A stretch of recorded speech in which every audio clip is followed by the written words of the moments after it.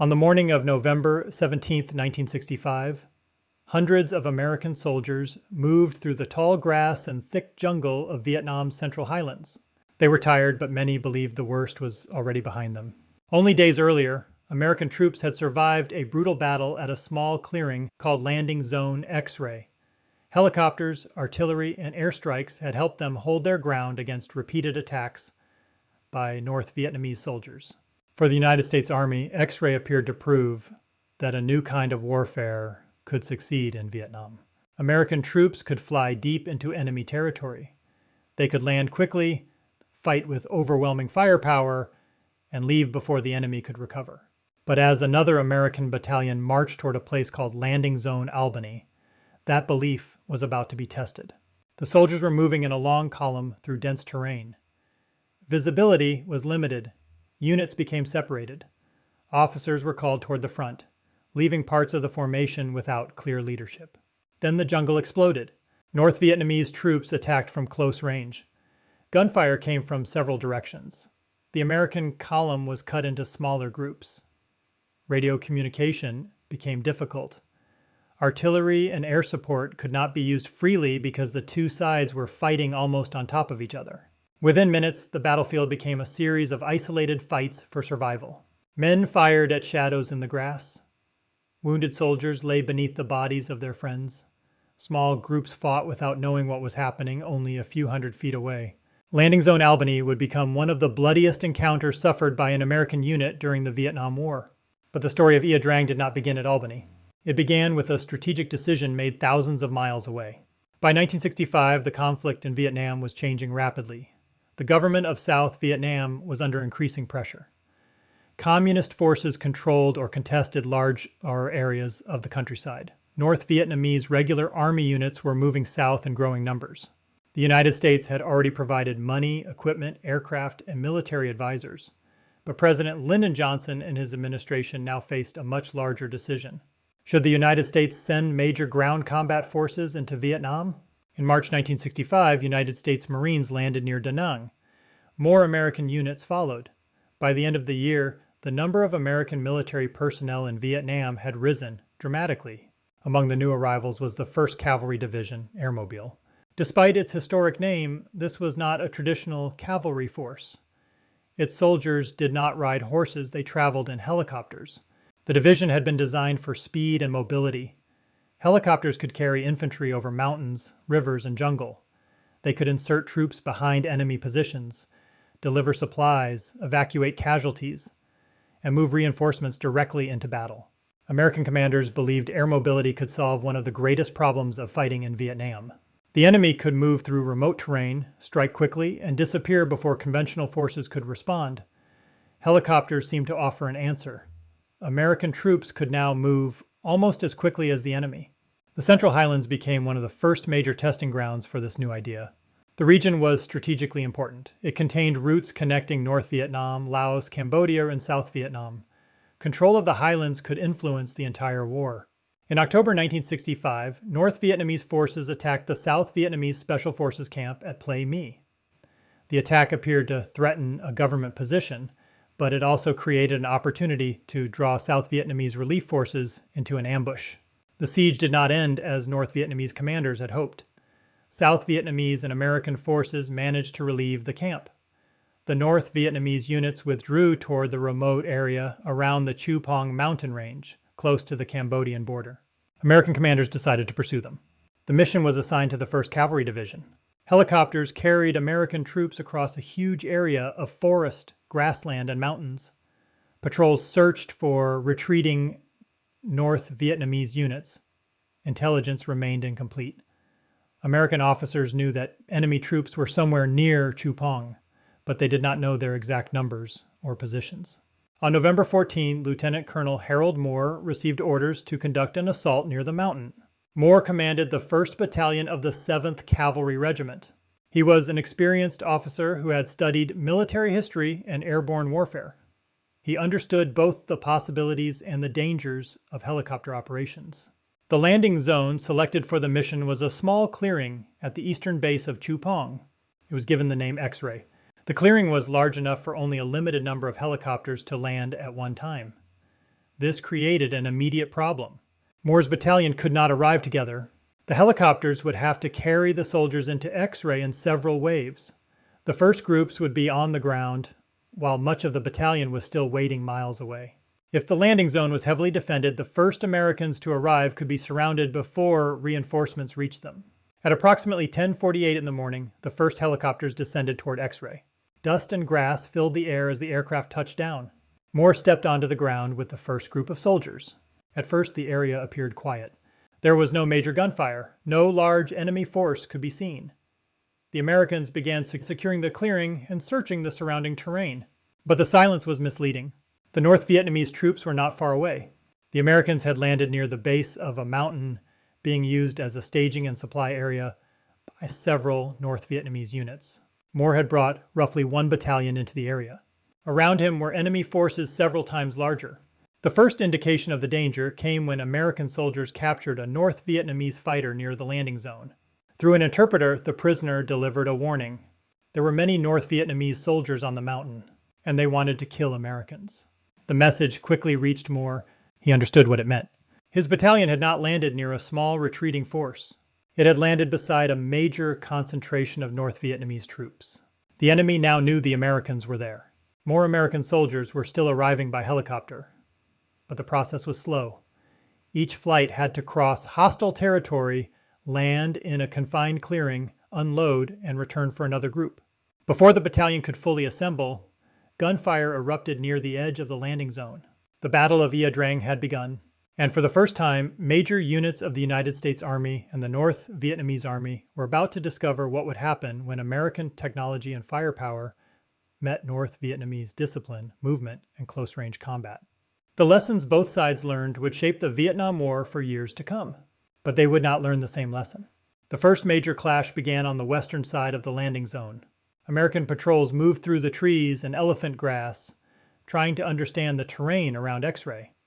Almost immediately, they encountered North Vietnamese soldiers moving down from Chu Pong. The fighting spread quickly. One American platoon, led by Lieutenant Henry Herrick, pursued a group of enemy soldiers beyond the main defensive line.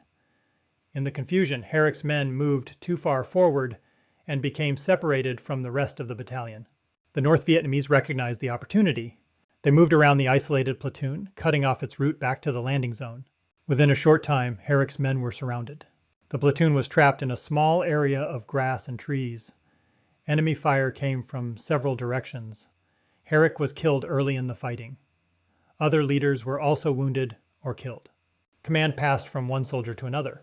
The surviving Americans formed a defensive circle and continued fighting. They had limited ammunition. They could not see the main American position. They did not know when help would arrive. For the men at X-ray, the missing platoon became one of the most urgent problems of the battle. But Lieutenant Colonel Moore was facing an even larger threat. North Vietnamese units were beginning to attack the landing zone itself. The enemy understood that the Americans depended on helicopters. If they could overrun X-ray, they could destroy the battalion before it was fully reinforced. The clearing was surrounded by thick vegetation. North Vietnamese soldiers could approach through ravines, trees, and tall grass without being seen until they were dangerously close. The American perimeter was still incomplete. Companies were arriving in separate helicopter flights. Some soldiers moved into defensive positions, while others unloaded ammunition, water, and medical supplies. Wounded men were already being carried toward the center of the landing zone. The sound of the battle grew louder. Machine guns opened fire from the tree line. Mortar rounds landed near American positions. North Vietnamese soldiers charged toward the perimeter in organized groups. The attacks were not random. They focused on weak points, especially areas where American units had not yet connected their lines. Moore moved across the battlefield, speaking with company commanders and studying reports from the perimeter. He knew the battalion could not survive by rifle fire alone. The Americans needed artillery. Several artillery batteries were positioned at nearby fire support bases. Forward observers at X-ray radioed target locations. Within minutes, shells began falling around the landing zone. The artillery created a wall of explosions between the Americans and the attacking North Vietnamese units. But using artillery in such close combat was dangerous. Some enemy troops were only a short distance from American positions. A small error in coordinates could bring shells down on friendly soldiers. The observers had to make constant corrections. Move the fire closer. Shift it left. Shift it right. Fire again. The ground shook as hundreds of rounds exploded around the clearing. The North Vietnamese continued to press forward. Their soldiers had been trained to move close to American units. At short range, they believed American artillery and air power would become harder to use. This method was sometimes described as holding on to the enemy's belt. The closer the two sides fought, the greater the danger that American firepower would strike American troops. At X-Ray, this became a central struggle. The Americans tried to keep enough distance to use artillery and aircraft. The North Vietnamese tried to close that distance. As the fighting intensified, helicopters continued flying into the landing zone. Pilots approached through smoke and gunfire. They carried fresh troops and ammunition into X-Ray, then lifted wounded soldiers out. Each landing was dangerous. Bullets struck aircraft. Crew members watched the ground for enemy movement. Soldiers jumped out and ran toward the perimeter while medics carried casualties back toward the helicopters. Without those flights, Moore's battalion would have been isolated. But the helicopters alone could not stop the attacks. By the afternoon, North Vietnamese pressure increased on several parts of the perimeter. American companies were forced into close-range firefights. Some positions changed hands more than once. Soldiers fired rifles, machine guns, grenade launchers, and hand grenades. In some areas, the jungle was so dense that men could hear enemy voices before they could see the soldiers speaking. The battle became personal and chaotic. Small groups fought over individual trees, shallow depressions, and patches of grass. American air support arrived overhead. Fighter aircraft attacked positions around Chu Pong with bombs, rockets, and cannon fire. Forward, air controllers circled above the battlefield, directing pilots toward suspected enemy concentrations. Again, distance was a problem. The North Vietnamese were close to the American perimeter. Pilots had to strike targets near friendly troops. Smoke, dust, and burning vegetation made identification difficult. Moore and his officers depended on radio communication to coordinate the different layers of firepower. Infantry held the ground. Artillery struck approach routes. Helicopter gunships attacked movement near the tree lines. Fighter aircraft bombed larger concentrations farther from the perimeter. Together, these systems gave the Americans a level of fire support the North Vietnamese could not match. But firepower did not remove the danger. During the night, both sides prepared for another attack. The Americans strengthened their positions. Ammunition was distributed. Wounded soldiers were treated in the center of the landing zone. The bodies of dead soldiers remained near the perimeter. Men who had been fighting since morning tried to rest, but few could sleep. They could hear movement in the darkness. The North Vietnamese were also reorganizing. Commanders brought fresh units toward X-Ray. They planned to attack before dawn, when visibility would be poor and American aircraft would be less effective. Before sunrise on November 15th, the next assault began. North Vietnamese soldiers moved toward the eastern and southern sections of the American perimeter. The attack struck with great force. American positions were nearly overrun. Some soldiers fired until their weapons became too hot to hold. Others moved ammunition to machine gun teams under fire. Company commanders called for artillery almost directly on top of their own lines. The North Vietnamese continued moving forward through explosions and gunfire. At one point, the situation became so dangerous that Moore requested a special emergency signal. The code was Broken Arrow.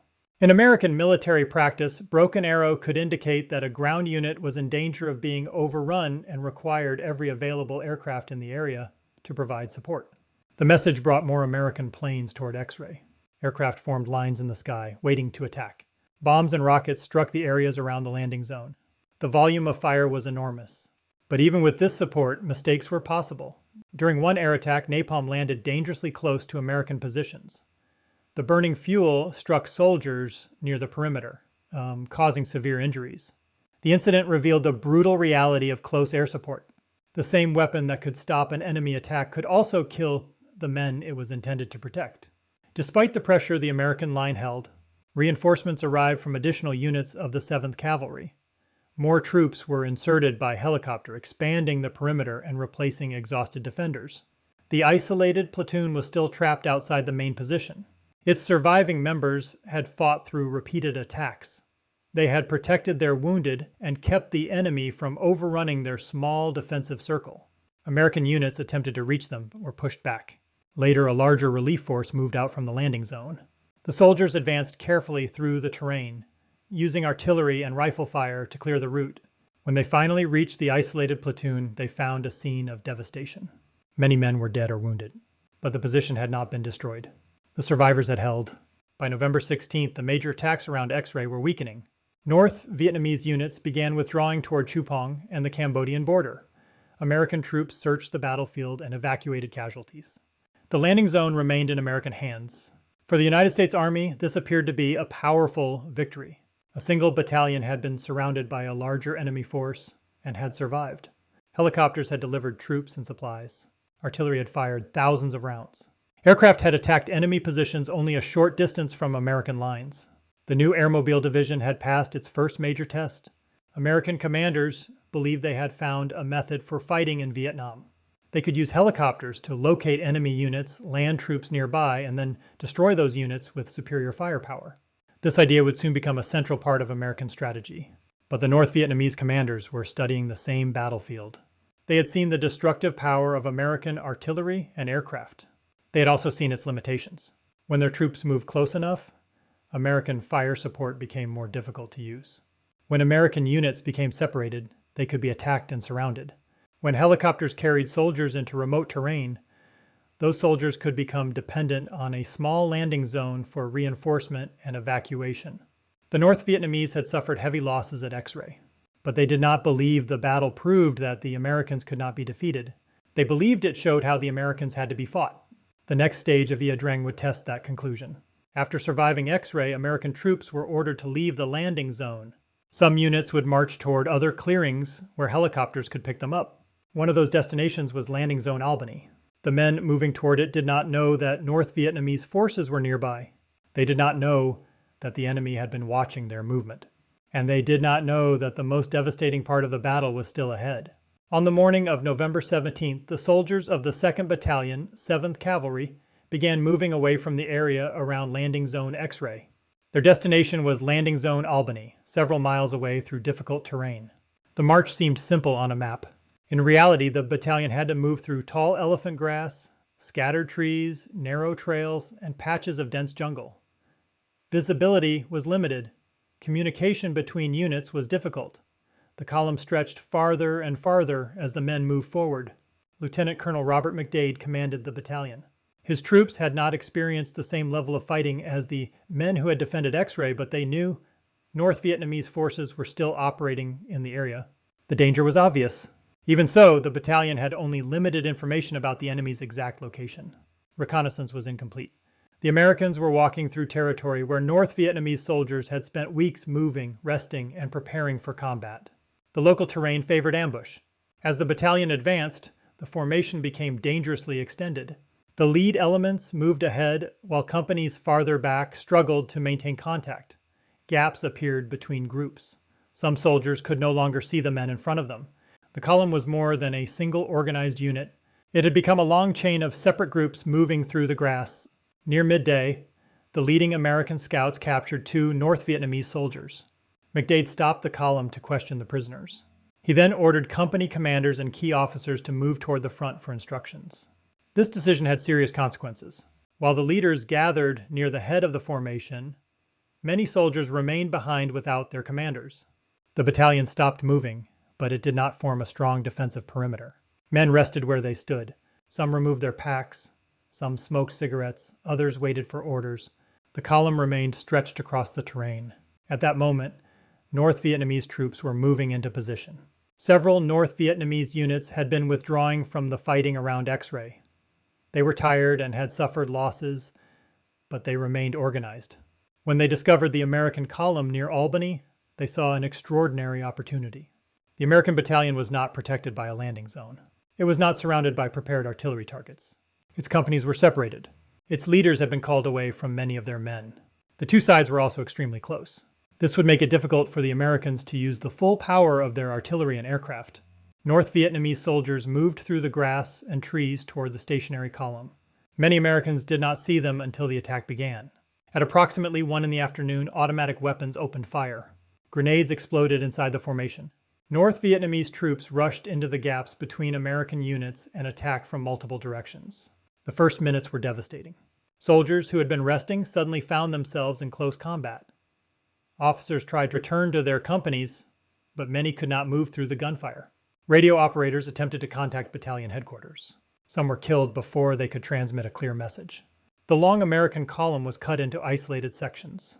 There was no single front line. The battle happened everywhere at once. Small groups of American soldiers fought in the grass, along the trail, and beneath clusters of trees. Some men fired at enemy troops only a few yards away. Others had no clear target and could not determine where friendly units were located. The North Vietnamese used the confusion effectively.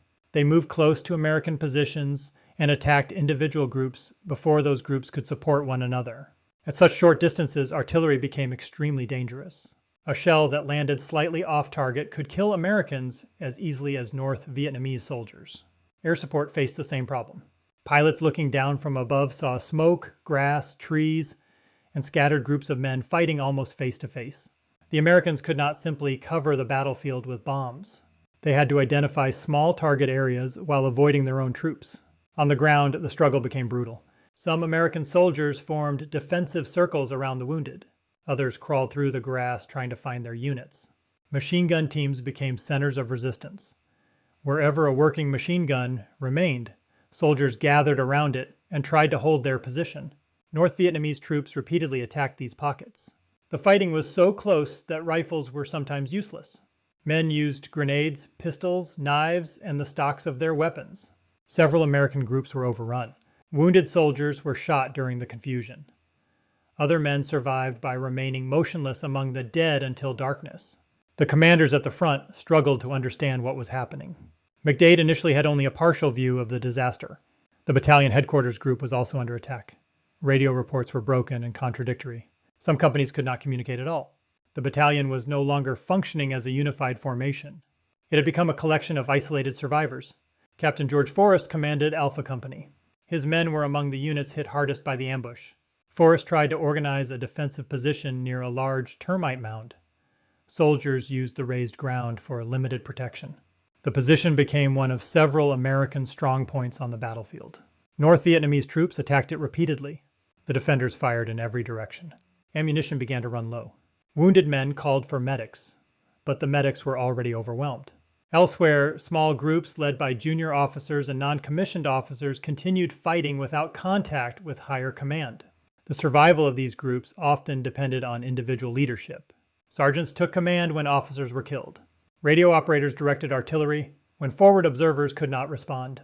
Wounded soldiers continued loading weapons for men who were still able to fire. As the battle continued, American artillery units finally began delivering support. The firing had to be controlled with extreme care. Observers called shells onto positions close to friendly troops.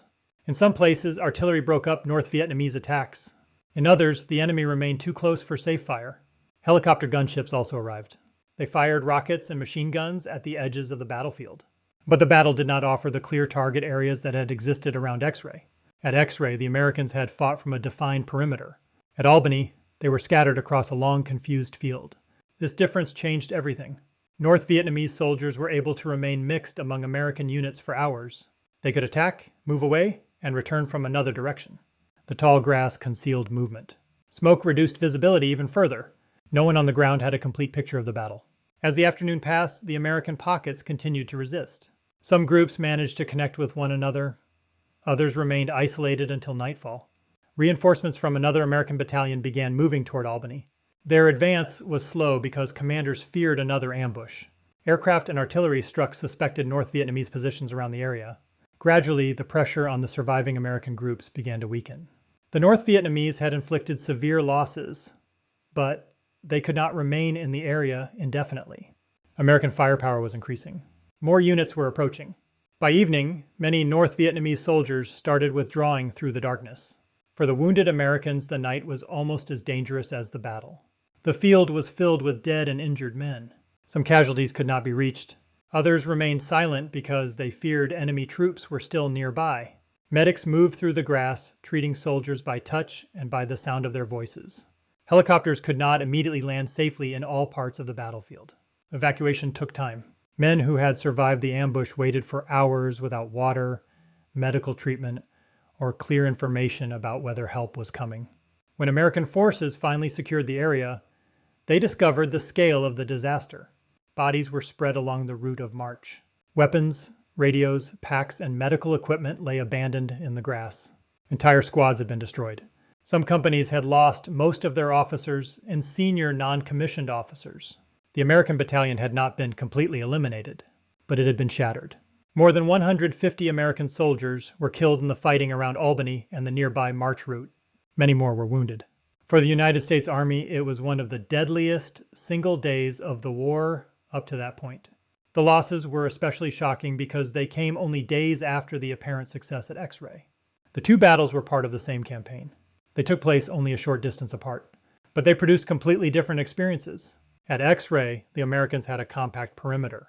They had experienced leadership, constant radio communication, prepared artillery support, and a landing zone for helicopters.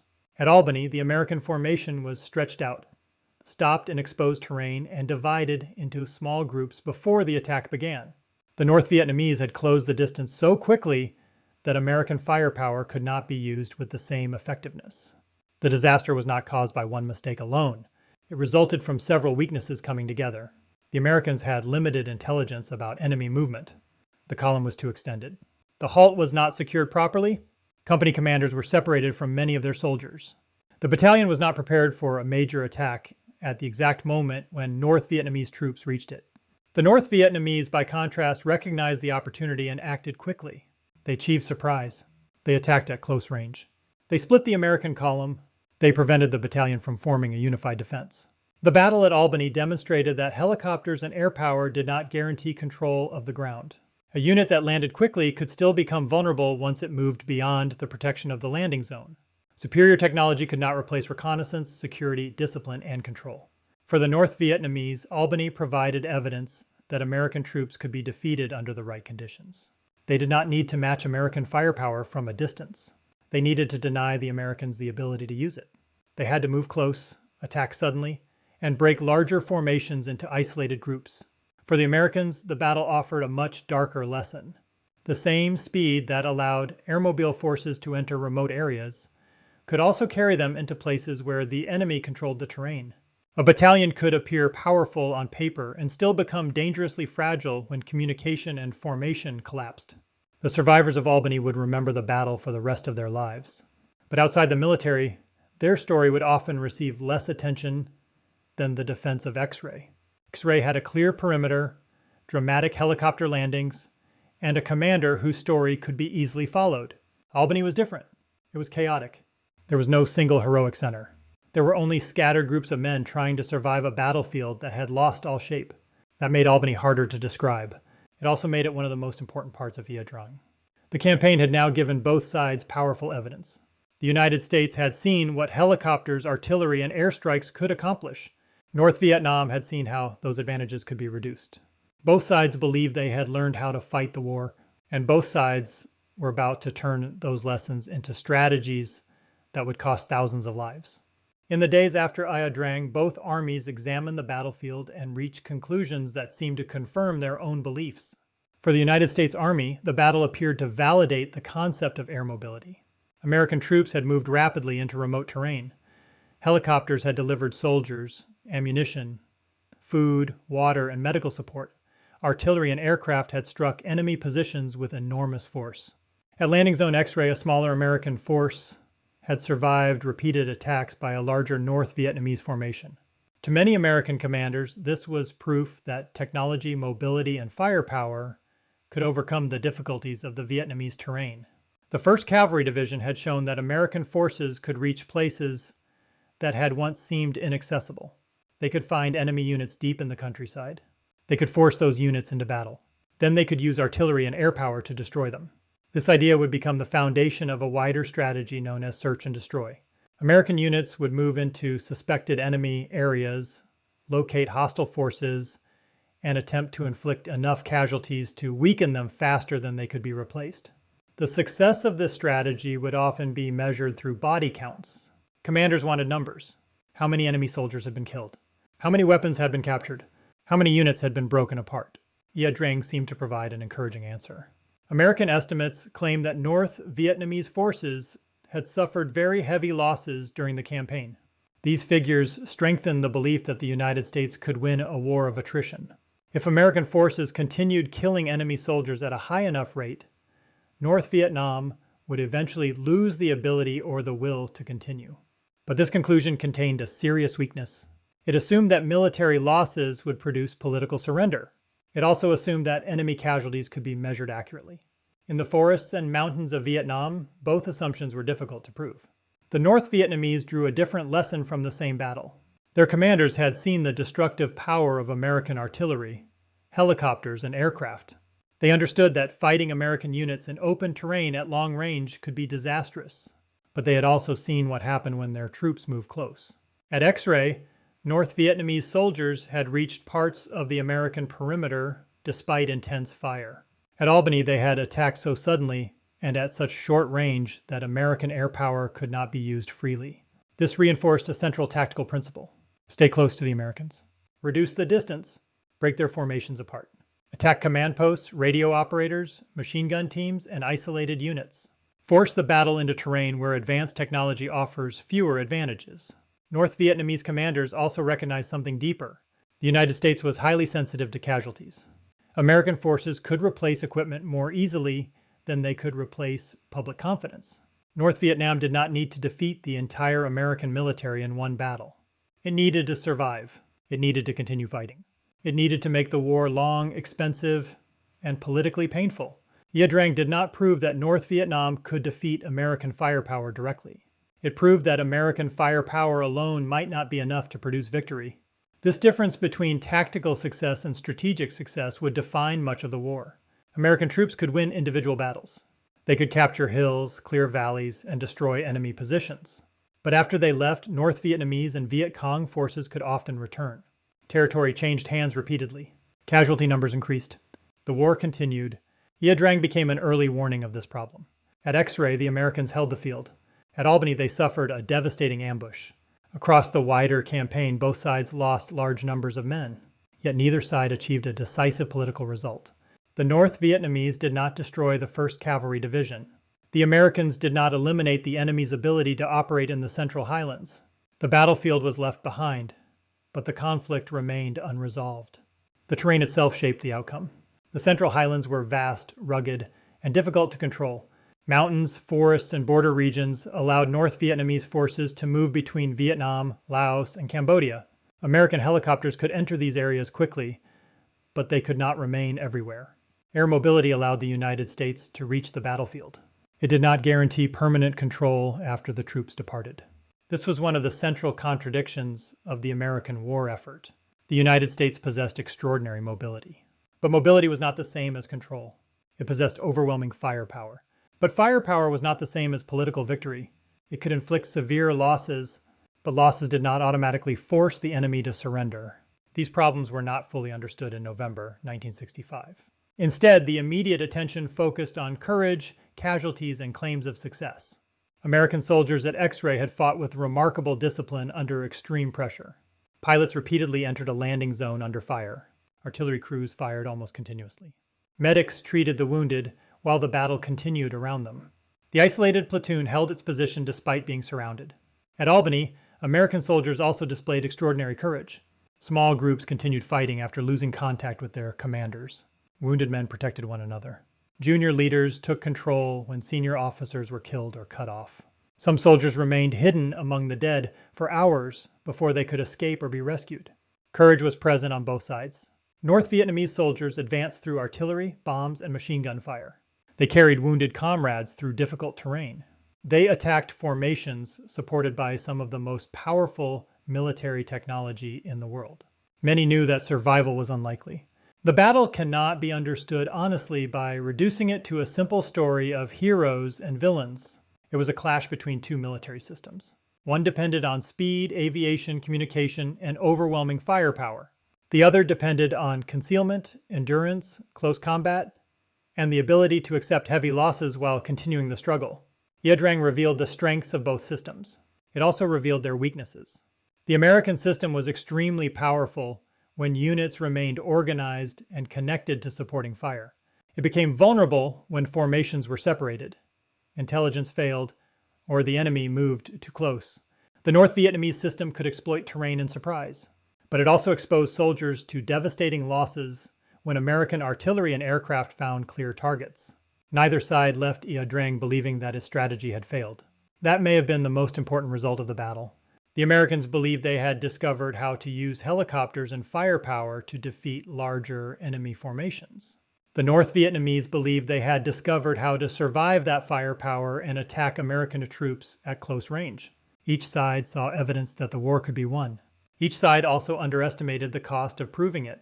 In the years that followed, American forces launched larger search and destroy operations across South Vietnam. Helicopters became symbols of the war.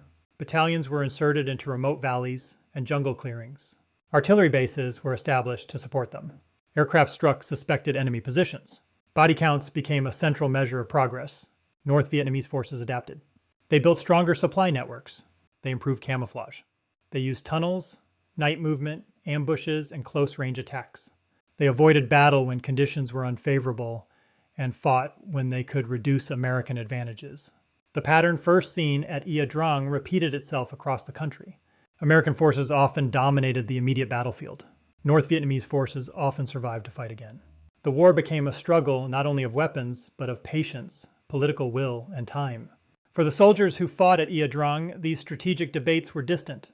Their memories were more personal. The sound of helicopter blades, the smell of smoke and burning grass, the cries of wounded men, the fear of an enemy moving unseen through the trees, the names of friends who did not return.